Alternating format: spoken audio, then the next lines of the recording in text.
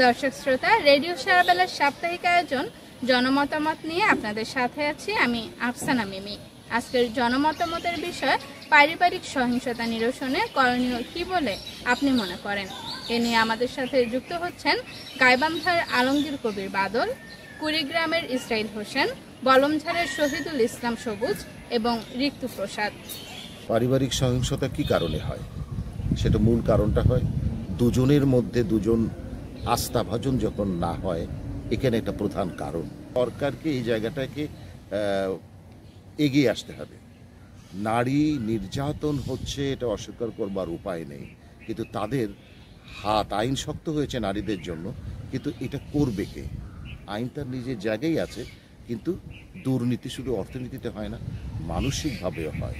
আমি বলবো যে এই সমন্বয়টা হতে হবে পারিবারিক, সামাজিক এবং রাষ্ট্রীয় বন্ধনে।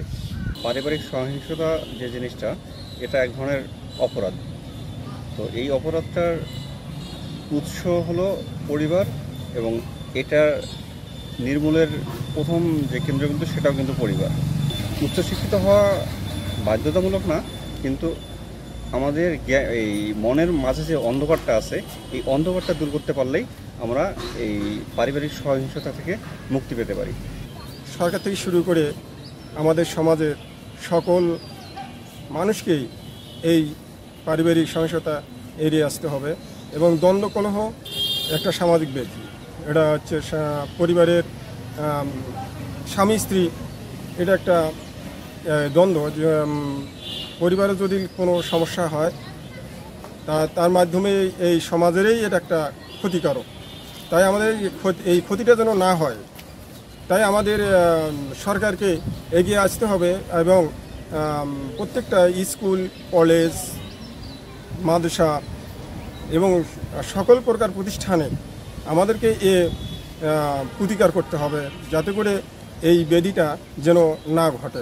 পারিবারিক সহিংসতা প্রতিরোধে আমি মনে করি যে স্কুল কলেজেও কাউন্সিলিংয়ের যেমন প্রয়োজন আছে, এবং সচেতনতা বৃদ্ধিমূলক যে উঠান বৈঠক কিংবা পরিবারের সদস্যদেরকে নিয়ে একটা কাউন্সিলিংয়ের ব্যবস্থা করা যেতে পারে।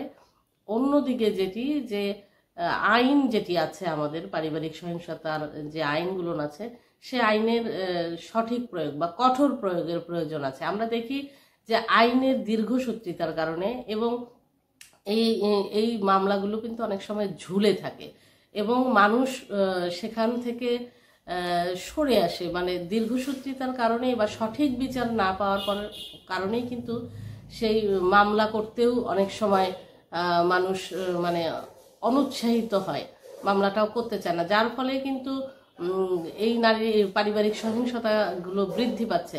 আমরা মনে করি যে পারিবারিক সহিংসতা প্রতিরোধে আইনের কঠোর প্রয়োগ যেমন জরুরি, সচেতনতার প্রয়োজন আছে এবং বিশেষ করে নারীদের প্রতি শ্রদ্ধাশীল কিন্তু হতে হবে। পরিবারের মানুষ, নারীও যে মানুষ এবং তাকে যে মানুষ হিসেবে দেখা, এই দৃষ্টিভঙ্গিটা যদি তৈরি করতে না পারা যায়, তাহলে পারিবারিক সহিংসতা দিনের পর দিন বৃদ্ধি পেতে থাকবে। সেই দর্শক শ্রোতা, রেডিও সারাবেলার সাপ্তাহিক আয়োজন জনমতামত নিয়ে আপনাদের সাথে ছিলাম আমি আফসানা মিমি।